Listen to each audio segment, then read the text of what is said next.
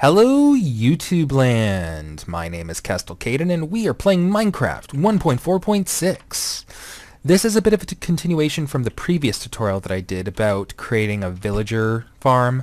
In this specific tutorial we will be learning how to create an emerald farm.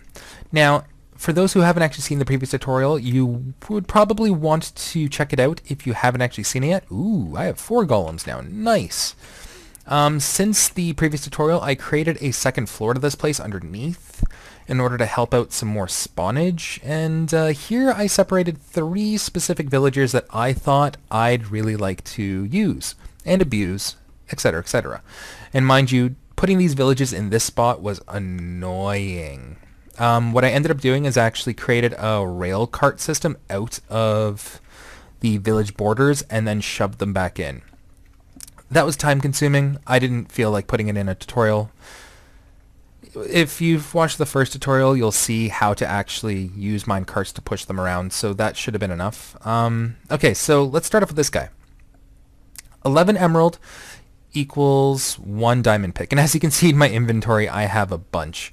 But yeah, 11 emerald can equal 1 diamond pick. Now, while finding emerald in the wilderness or in like extreme mountains, etc., can be a pain in the butt, here I'll show you how to actually create a rather nice way of collecting emerald. Second one, which is my personal favorite as well, 1 emerald equals 3 glowstone. Now you may be wondering why I like this.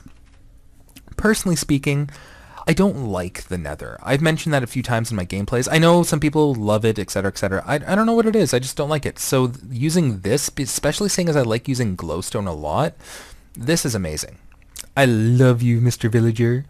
And third but not least, the piece de resistance. Now before I go into him, do note that there are a couple of different ways of doing this. I found a villager or one of the butchers or like cooks or whatever those guys are called before. Let's see if I can find him. It's basically like this but reversed, with this being chicken. It was amazing, and seeing as I have a tutorial on how to create an automated chicken bucket, that wouldn't actually be half bad. What do you want? You just walked right up to me. Anyway, the one that I'm going to be focusing on today, though, as I did actually manage to grab him in here, the other guy eluded me, ran away, and then daylight happened, so all of them swarmed out. Anyway, this guy, paper into emerald. As you guys can see in my inventory, I do have some stuff already prepared. So let's get started, shall we?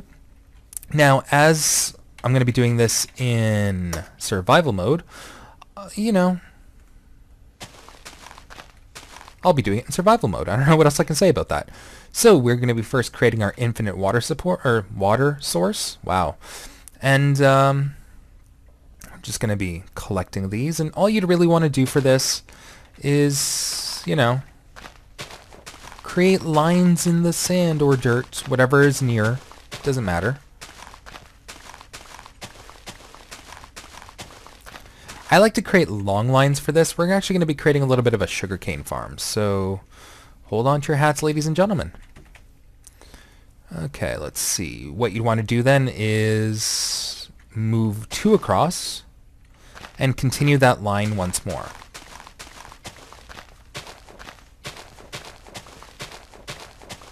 You can do this as many times as you want. I'm just going to do it twice just to get started.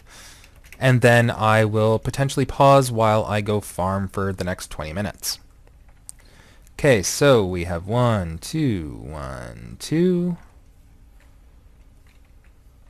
1, 2. I'll eventually, once I pause it, I'll fill it all in with source blocks. Right now I just kind of want to get some of the basics in. I'm so used to not being able to fly in during these tutorials, but that's okay. There we go, and there we go. I'm just going to do 1 more.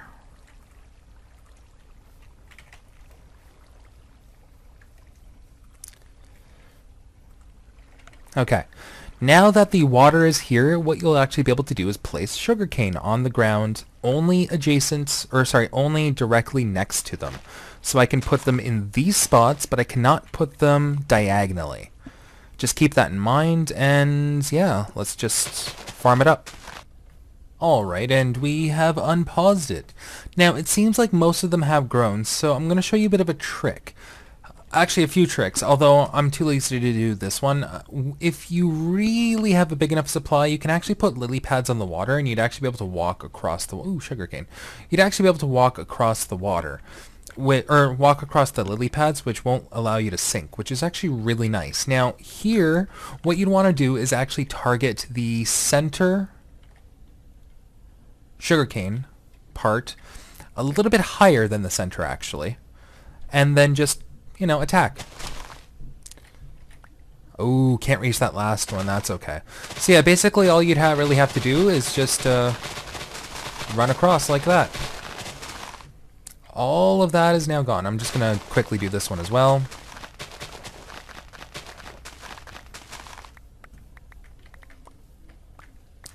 Unfortunately, because of the fact that I don't use lily pads, this part does take a little bit longer, but it's okay because we have so much sugarcane right now, it's not even funny. I'm just saying, imagine all the mining you would have to do to legitimately find, you know, that much diamond and whatnot. It can take you a while, and while you're going off running around looking for diamonds, you can collect sugarcane and then, you know, convert it to emerald and then convert it to diamond. It is a really nice system. Now again, I've mentioned this before, but although the Minecraft, you know, is that all of them? I think it is. So although the Minecraft, you know, villager trading aspect was a really neat idea, it is a little unbalanced for this simple fact. Sugarcane, for example, is actually really easy to harvest. And all you'd really have to do for sugarcane... Oh, do I really need a... Yeah, I need a... Damn. I need a crafting table. My apologies. I forgot to craft one. That was my own fault. What was I saying? Right. It's a little unbalanced. That's all.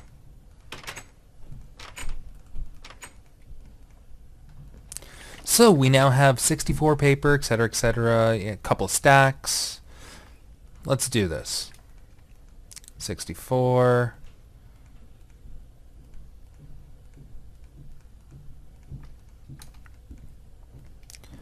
So we have quite a bit already, which is nice.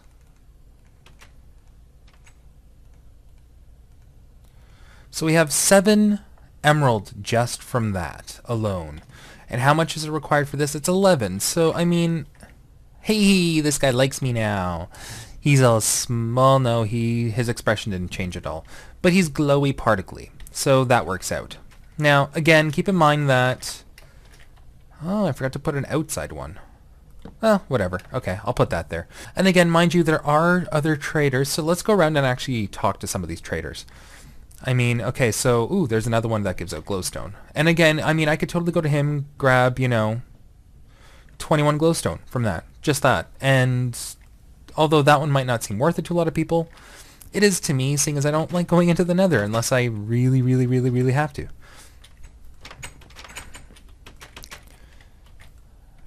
I see a large group convening over here. 33 paper. And again, the paper-wise, it's not actually the best price I could find, although I can't seem to find the other guy. Ooh, here's the chicken one. Raw chicken 14. There was one that was at, I think, at 10 raw chicken, which makes it really useful, seeing as, well, my chicken bucket actually produces enough chickens to easily do that. It's just, you have to, well, it would be kind of spammy. It'll lag you up a little bit. So, I mean, the best way, in my opinion, is in fact using sugarcane and paper. You can use the automated chicken bucket to do it as well. Just mix it in with a way to destroy them, and off you go type of thing.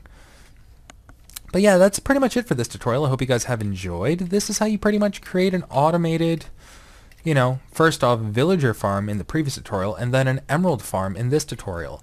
Imagine if this ended up and stopped right, you know, there. You'd go through the lines, it'll take you about maybe 5 minutes, and that'll give you enough to have, you know, a full stack of emerald. Imagine what you could do with that full stack of emerald after 20 minutes of waiting. to then harvest it 10 minutes. 30 minutes can get you, 6 diamond picks. It's quite a bit. And that's only these 3. There's a whole bunch of different ones in there anyway. But yeah, guys, I hope you guys have enjoyed. This has been KestalKayden. I wish to see you more, so, leave a comment down below. Subscribe to my channel to see more of me every single day. Monday to Friday, I do gameplays. I also do tutorials every now and then, but mostly on the weekends. Until next time, guys, have fun.